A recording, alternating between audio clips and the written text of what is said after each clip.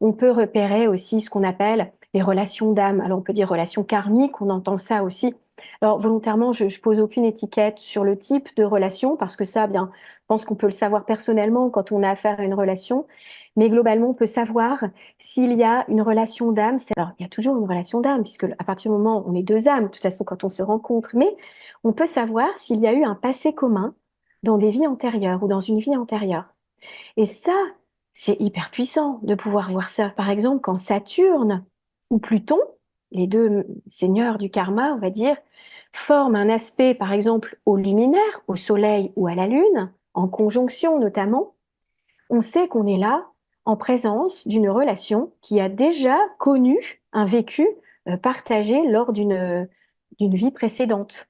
C'est pas le seul indice. J'en parle comme ça, il y en a d'autres. Mais là, on peut le voir. Il y a plusieurs choses, plusieurs indices qu'on peut repérer dans le thème. Et je me dis, c'est quand même extraordinaire de pouvoir voir ça. Et souvent, les personnes, alors, rien ne remplace le ressenti qu'on a, le feeling qu'on a, cette sensation de déjà-vu, cette sensation de il y a quelque chose de magique entre nous.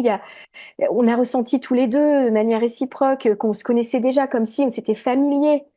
Donc ça, on peut le retrouver aussi dans le thème.